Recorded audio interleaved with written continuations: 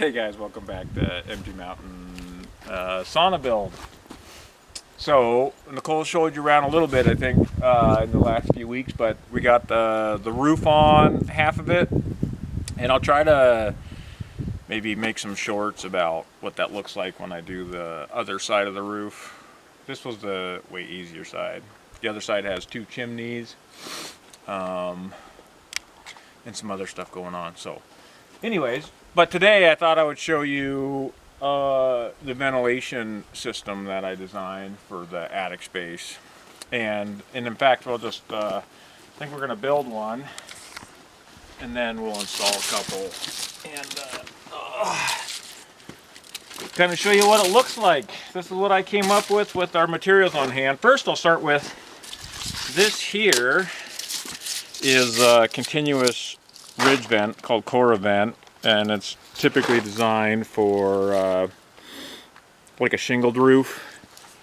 And I cut them into strips because this is what you're originally working with. So this typically would just go over the ridge like this, and then you just nail it down on both sides. But I cut, oh, I actually already cut a little bit off here. I cut these down into strips so I have more material to work with, more length. And we got this from Home Resource for like, I don't know, $4. And it's normally like, I think it's around $60 a roll for that stuff now. So this is how I've been building them. I already went and we milled some, these are actually 4.5 inch blocks. And then I'm putting 1 inch of the vent material on. You can see, yeah, it's got the cord. Can you see me through it? Yeah. So that's what allows it to breathe. But I already cut all the blocks to fit pretty nicely in between the rafter bays. And then I peeled the, so this is a breathable fabric. It's actually fairly water resistant too, and that would go over the ridge. But I'm gonna put this on to stop the tiny bugs from getting up into those holes. And so what I've been doing is just taking this guy,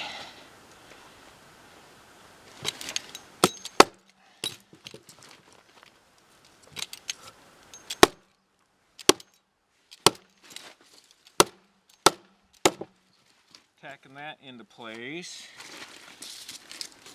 And since I'm going, these aren't a full inch, so I kind of wanted a little more ventilation, so I ripped one in half, so we have one thickness and then a half a thickness.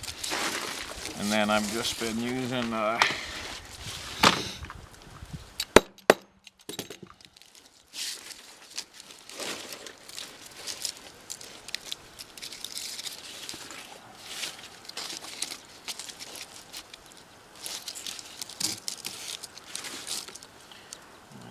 here. One of my favorite tools now is a handheld pin nailer, and we'll just pin that to the top.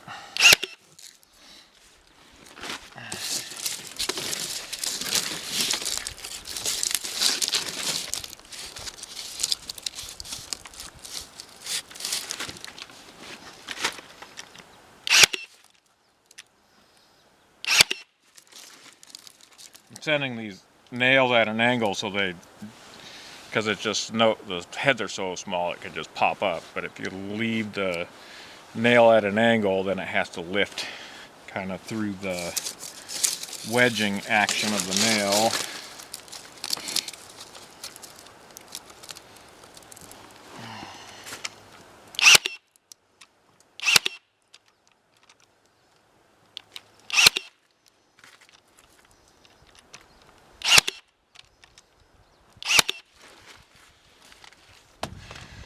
Then, next step,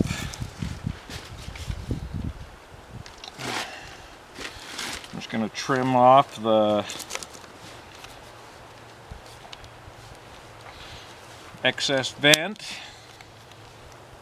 Oh, hilarious, my battery's dead?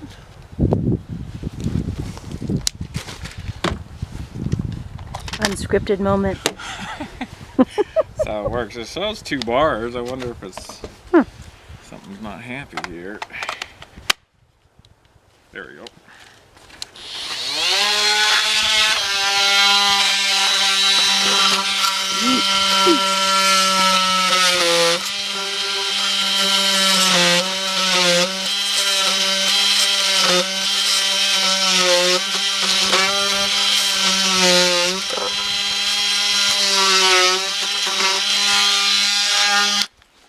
Okay, and then I think we'll just cut this guy back here too.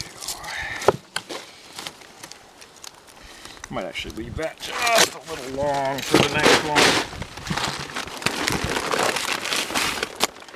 Thank you.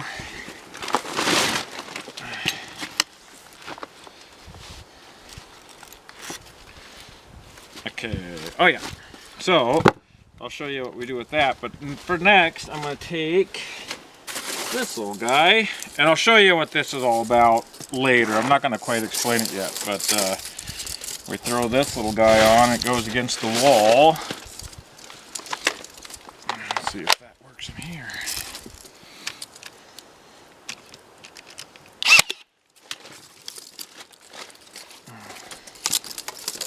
When I did the other side, I cut all these down into shorter strips with a little excess on them. Anyways, I didn't want to do it this time because I wanted to get left with longer scraps, but just a little more wrestling with the long strips in this process.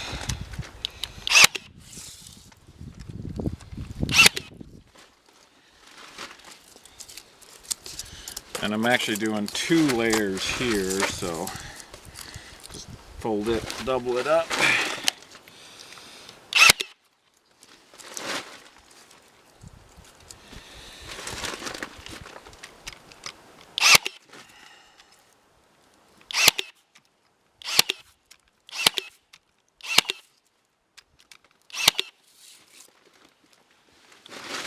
You can see I actually cut this ventilation on made a little jig on the sawmill and just dropped it down an inch at a time and zipped these in when it's still kind of bound in a round coil.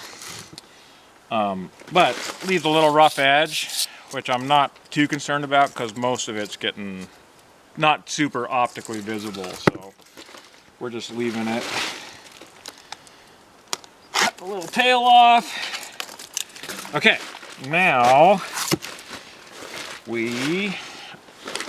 this is the easiest way I've kind of figured to adhere this bug netting is what we're using it for. That's so like little bugs don't take up residency behind the siding? This is actually to keep them out of the attic. Oh. Yep. Yep. I'll show. Well, once we get to install one, it'll probably make a little better sense. And then I just fold her around, stick it down, and then let me see what I did with my knife. Look, I got a holster, and I just had my knife. Oh, went in my back pocket instead of the holster. And we just trim this one off. And that gives us enough for, that's enough length for the next one.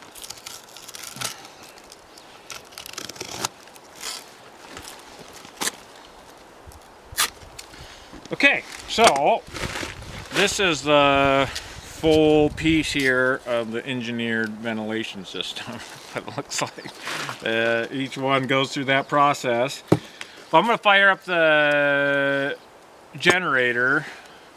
Oh no, let's go put it in first. Yeah, we don't need to see the generator. Let's just go throw one in. So that's how we build them. And number 1, look, labeled it. Number 1. That goes in the number 1 spot. So why don't we go back here.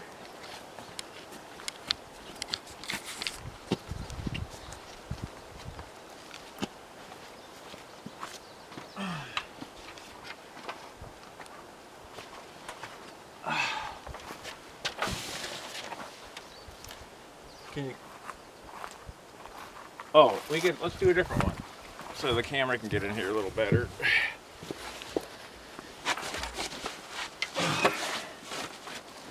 Let's do a different one.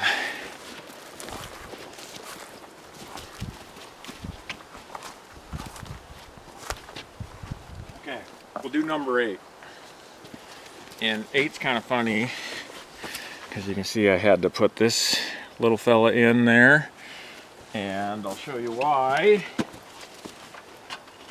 When we were ripping these, or milling these, why don't you come in from this side? When I was milling these rafters rather, had some waning. Can you see the waning on it? Kind of tapers in. And so I built that little deal to taper into the piece. Okay, here, let me see that. Okay, so if we can look into here, you can see the ventilation space in between the roof decking and the insulation. And we use foam insulation at the bottom to maximize our potential. Actually, foam running through the whole 4 inches of foam, and then I did 5.5 inches of fiberglass once there was room. Okay, so there's the gap, and then this plugs in, and then that vent strip lines up with that ventilation gap. And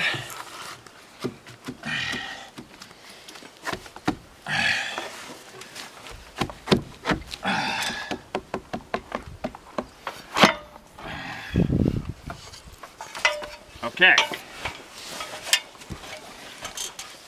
so you can see here's our ventilation strip. There's my thing I'm pretty proud of how well that came out. And then here, let me see again real quick. And then I'm gonna maybe do a rain screen. I set it up for a rain screen, and that's where this bottom, I don't know how well that's dialing in for you, but that's where we put the, it's about 5/16 or so of ventilation here, and that actually just vents into the exact same space, right into the attic. And we'll leave the siding off the wall about that amount, and so the whole wall can draft up and through the attic. And that just allows the walls to stay nice and dry. Okay, so, oh, last thing I'll show you here for now. And maybe I'll put it here. Oh, I did. Okay, so after we put that in, this is disregard the notches. That was a template I made for something. Well, this is just a mock-up, but this is some fascia that we were given that was built to the wrong side. But typically it would go on to a project like that and cover up the fascia boards. Anyways, we're using this for a drip edge. So it'll go on here, but I can't put it tight because then it'll close up the thing. So we'll just leave a little gap like that. And the ice and water shield will stick down onto that. And that finishes the roof venting system. And yeah, just thought I'd show you that piece. Pretty sweet, you know. It's a little, maybe a little overkill, but I guess apparently that's what I do. And once you know about like taking care of your building, letting it breathe, and giving a place for the moisture to not, moisture gets into places, but you need to figure out how to get it out of places. So once I got that in my head, like, it's hard for me to not take care of a building in that way, some type of building health. So I think it's overkill to a little bit, but now this building can last for, you know, decades and decades and decades, I think, and take care of people. Okay guys, that's the ventilation system, and you can see the chimney there. There's another one over there. We're doing a metal roof with these huge chimney collars that aren't ideal for that, but so I haven't figured out exactly what I want to do there. There's a lot of ways to roof a chimney, they say. So once we got that figured out a little bit, and maybe I'll make a video about roofing, which is something I know a little bit about. Okay guys, thanks for coming. We'll see you next time.